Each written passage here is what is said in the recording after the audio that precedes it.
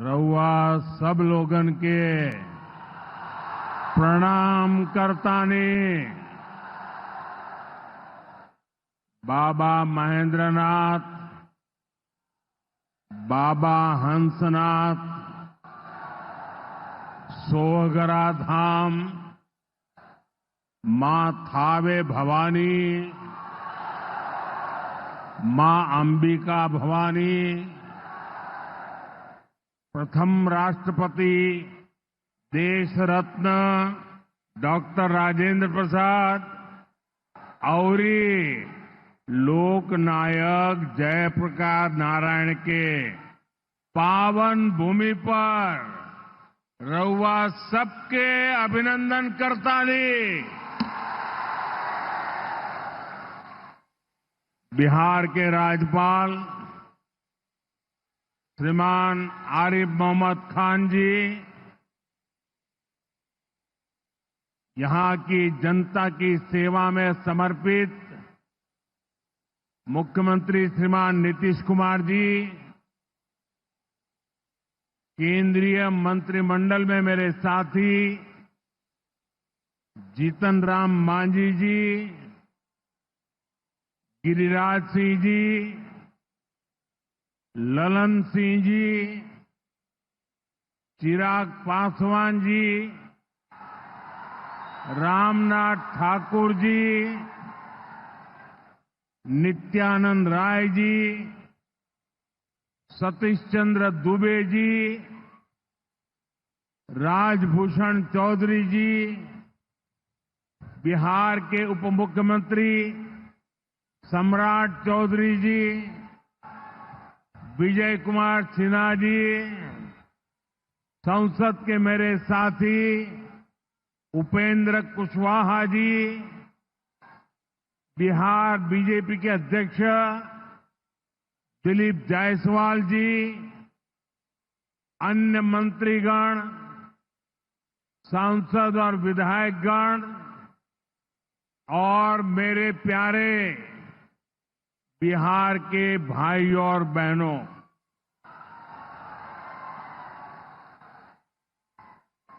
सिवान की ये धरती हमारे स्वतंत्रता संग्राम की प्रेरक स्थली है। ये हमारे लोकतंत्र को, देश को, संविधान को ताकत देने वाली भूमि है। सिवान ने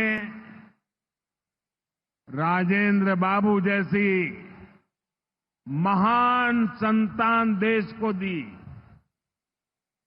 संविधान निर्माण से लेकर देश को दिशा दिखाने में राजेंद्र बाबू की बहुत बड़ी भूमिका रही। सिवान ने ब्रज किशोर प्रसाद जी जैसे महान समाज सुधारक भी देश को दिए। ब्रजबाबू ने महिला सशक्तिकरण को अपने जीवन का मकसद बनाया था। साथियों, मुझे खुशी है ऐसी ही महान आत्माओं के जीवन मिशन को एनडीए की डबल इंजन सरकार दृढ़ निश्चय के साथ आगे बढ़ा रही है। आज का ये कार्यक्रम इन्हीं प्रयासों का हिस्सा है। आज इस मंच से हजारों करोड़ रुपए की योजनाओं का शिलान्यास और लोकार्पण हुआ है। विकास की ये सारी परियोजनाएं बिहार को उज्जवल भविष्य की तरफ ले जाएगी, समृद्ध बिहार बनाएगी। सिवान, सासाराम, बक्सर, मोतिहारी, बेतिया और आरा जैसे बिहार के सारे इलाके फले फूले। इस दिशा में ये प्रोजेक्ट बड़ी भूमिका निभाएंगे। इनसे गरीब, वंचित, दलित, महादलित, पिछड़े, अति पिछड़े, हर समाज का जीवन आसान होगा। मैं बिहार की जनता को, आप सभी को इन प्रोजेक्ट्स के लिए बहुत बहुत बधाई देता हूं। मैं अभी जब आप लोगों के बीच से आ रहा था, अभी कल ही बारिश हुई, सुबह भी थोड़ा बारिश का लाभ आया। इसके बावजूद भी इतनी बड़ी मात्रा में आपका आना, हमें आशीर्वाद देना, मैं आपका हृदय से जितना धन्यवाद करूं उतना कम है।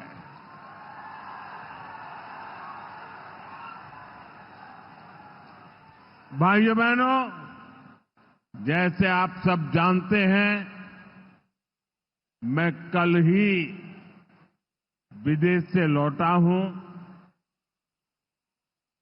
इस दौर में मेरी दुनिया के बड़े बड़े समृद्ध देशों के नेताओं से बात हुई। सारे नेता भारत की तेज प्रगति से बहुत प्रभावित है। वो भारत को दुनिया की तीसरी बड़ी आर्थिक महाशक्ति बनते देख रहे हैं और निश्चित तौर पर इसमें बिहार की बहुत बड़ी भूमिका होने वाली है। बिहार समृद्ध होगा और देश की समृद्धि में भी बड़ी भूमिका निभाएगा। साथियों, मेरे इस विश्वास का कारण बिहार के आप सभी लोगों का सामर्थ्य है। आपने मिलकर बिहार में जंगल राज का सफाया किया है। यहां के हमारे नौजवानों ने तो 20 साल पहले के बिहार की बदहाली सिर्फ किस्सों और कथाओं में ही सुनी है। उन्हें बहुत अंदाजा नहीं है कि जंगल राज वालों ने बिहार की क्या हालत बना दी थी। जिस बिहार ने सदियों तक भारत की प्रगति को नेतृत्व दिया, उसको पंजे और लालटेन के शिकंजे ने पलायन का प्रतीक बना दिया था। साथियों, बिहार के रहने वाले हर व्यक्ति के लिए सबसे बड़ी बात होती है उसका स्वाभिमान। मेरे बिहारी भाई बहन कठिन से कठिन परिस्थिति में काम करके दिखा देते हैं। वो कभी अपने स्वाभिमान से समझौता नहीं करते, लेकिन पंजे और लालटेन वालों ने मिलकर बिहार के स्वाभिमान को बहुत ठेस पहुंचाई। इन लोगों ने ऐसी लूट खसोट मचाई कि गरीबी बिहार का दुर्भाग्य बन गई। अनेक चुनौतियों को पार करते हुए नीतीश जी के नेतृत्व में एनडीए सरकार बिहार को विकास की पटरी पर वापस लाई है।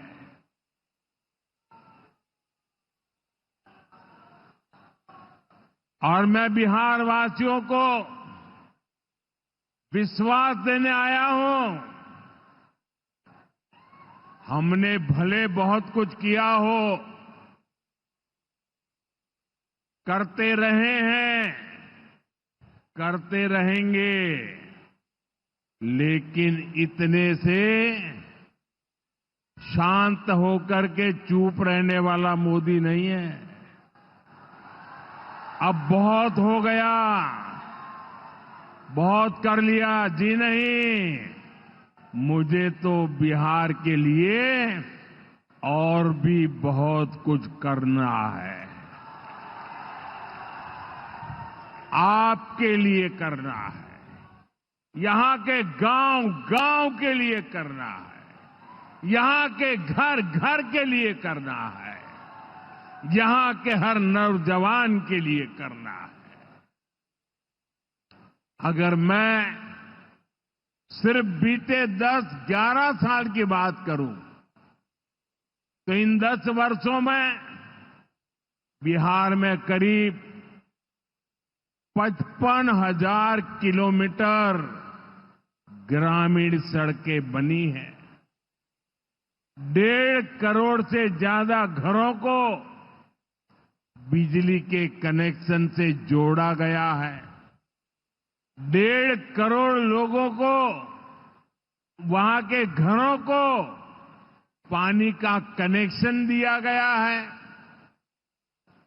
45,000 से ज्यादा कॉमन सर्विस सेंटर्स बनाए गए हैं। आज बिहार के छोटे छोटे शहरों में नए नए स्टार्टअप्स खुल रहे हैं। साथियों, बिहार की प्रगति के लिए हमें ये गति लगातार बढ़ती है, बढ़ाते रहना है।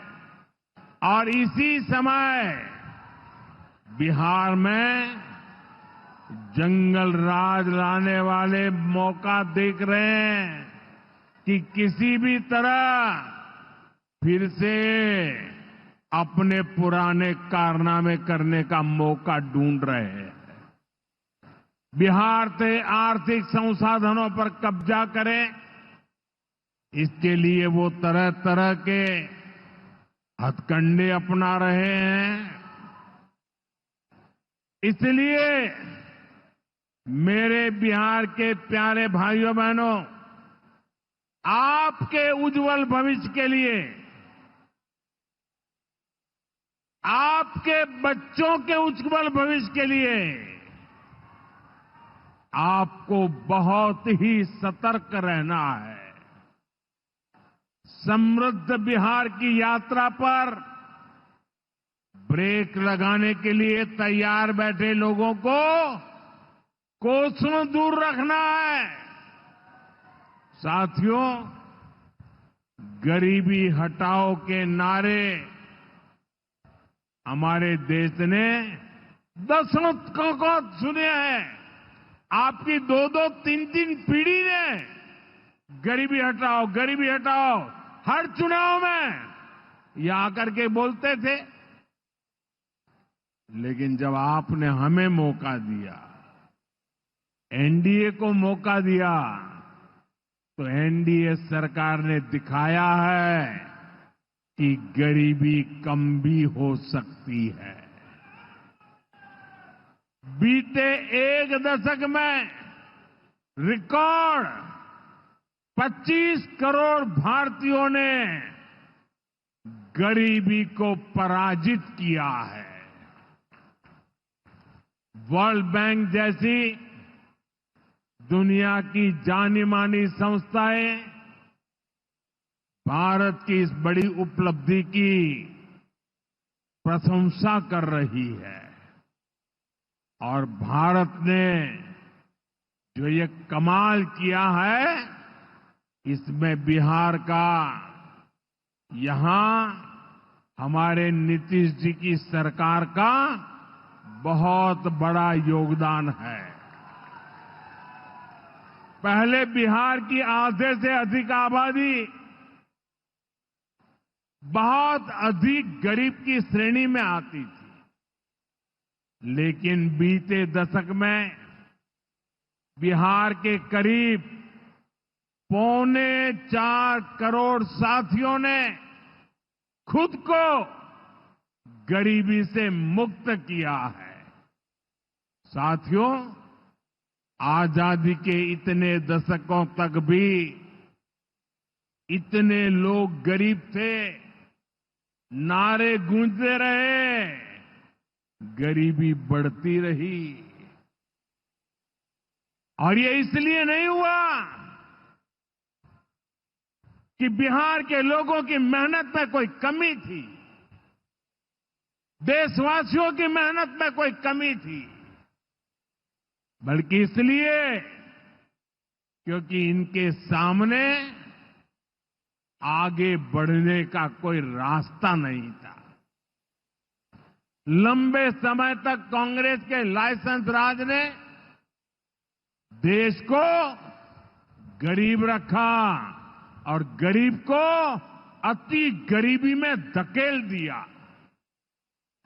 जब हर चीज के लिए कोटा परमिट फिक्स था, छोटे छोटे काम करने के लिए परमिट चाहिए होता था, कांग्रेस आरजेडी के राज में गरीब को घर नहीं मिलता था, राशन बिचौलिए खा जाते थे, इलाज गरीब की पहुंच से दूर था, पढ़ाई और कमाई के लिए संघर्ष था, बिजली पानी का एक कनेक्शन लगाने के लिए ही सरकारी दफ्तरों के अनगिनत चक्कर लगाने पड़ते थे।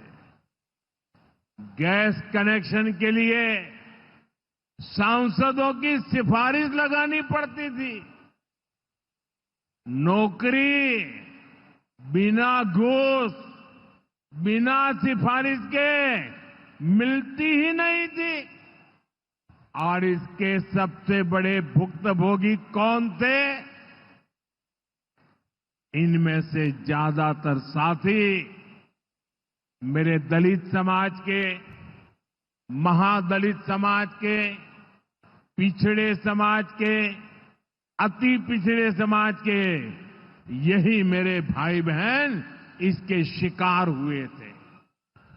इन्हें गरीबी हटाने का सपना दिखाकर खुद कुछ परिवार करोड़पति, अरबपति हो गए।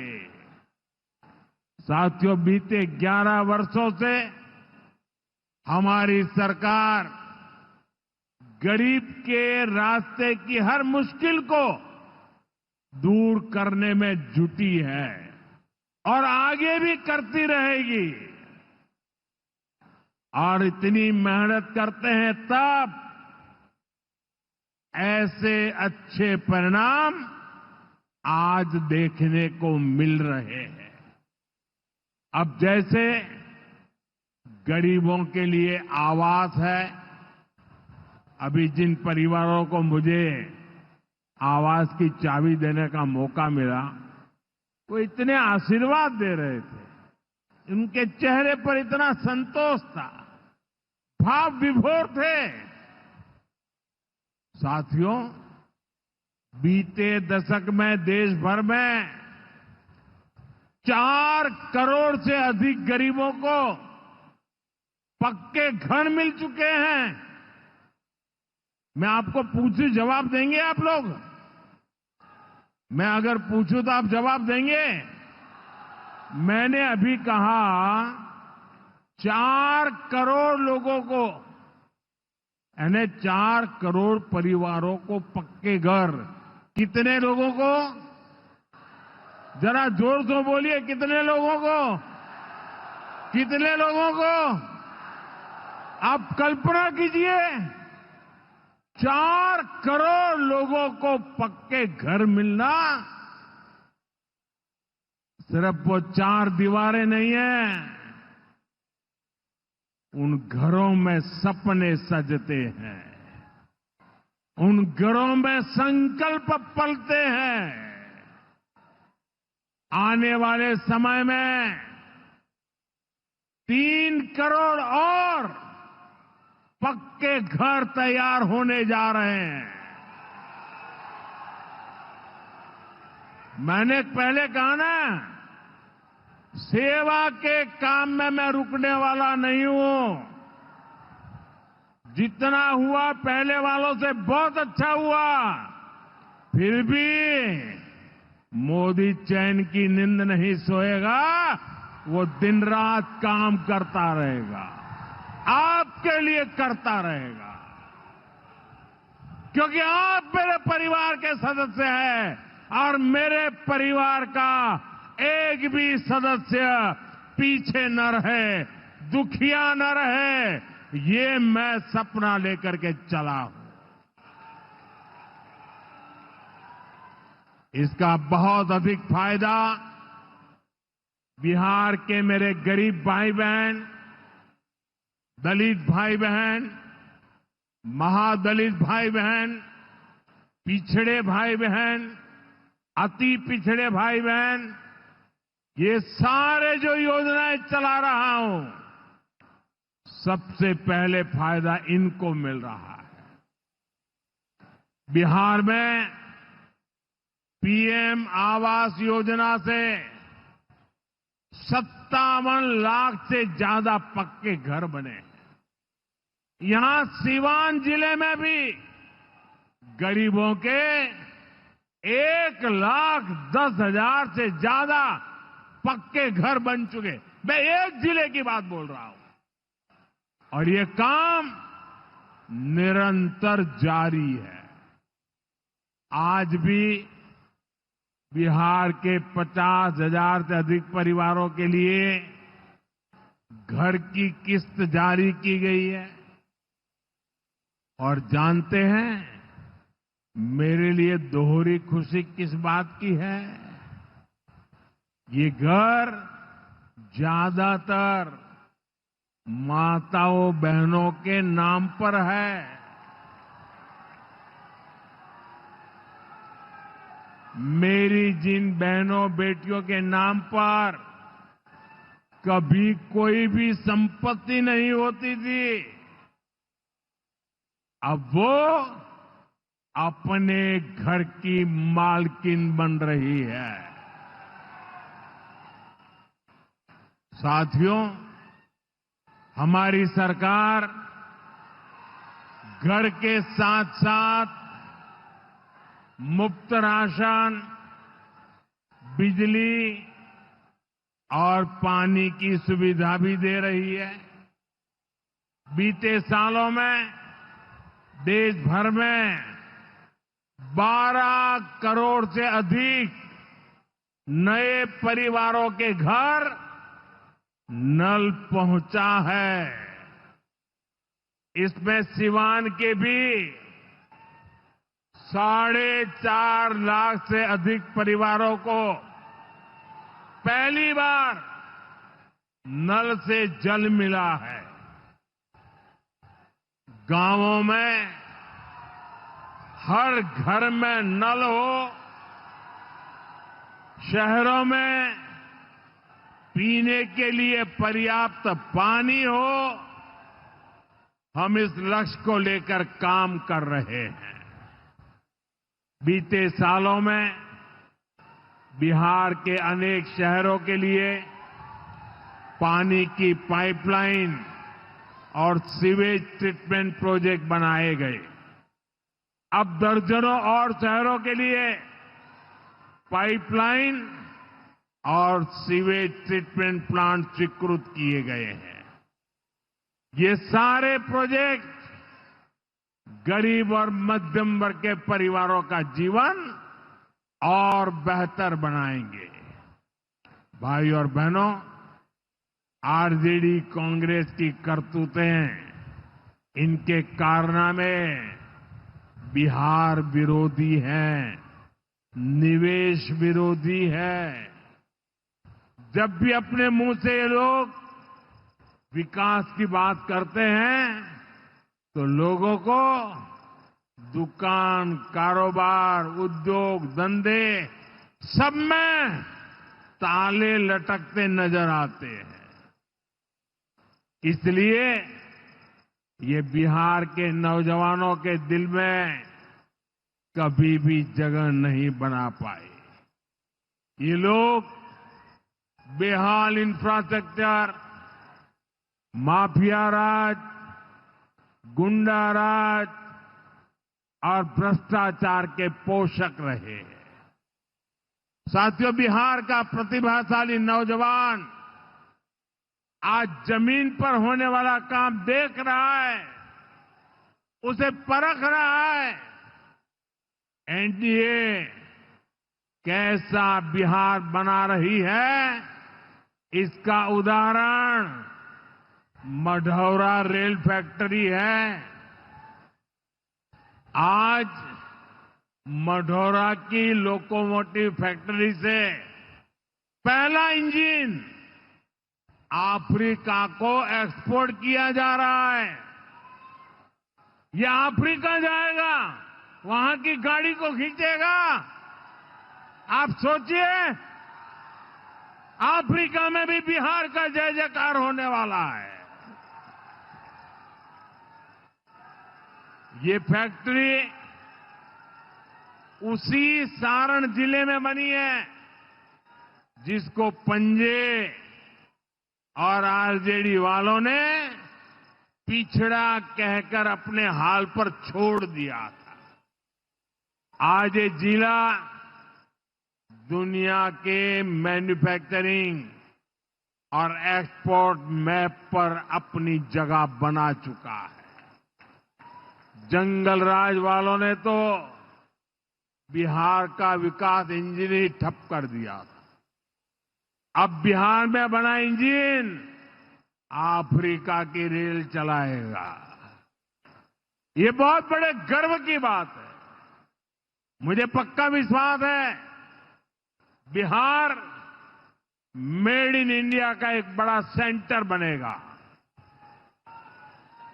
यहां का मखाना, यहां के फल सब्जियां तो बाहर जाएंगी ही, बिहार के कारखानों में बनने वाला सामान भी दुनिया के बाजारों तक पहुंचेगा। बिहार के नौजवान जो सामान बनाएंगे वो आत्मनिर्भर भारत को ताकत देगा। साथियों, इसमें बिहार में बन रहा आधुनिक इंफ्रास्ट्रक्चर बहुत काम आएगा। आज बिहार में रोड, रेल, हवाई यात्रा और जलमार्ग, हर प्रकार के इंफ्रास्ट्रक्चर का पर अभूतपूर्व निवेश हो रहा है। बिहार को लगातार नई ट्रेनें मिल रही है। यहां वंदे भारत जैसी आधुनिक ट्रेनें चल रही है। आज हम एक और बड़ी शुरुआत करने जा रहे हैं।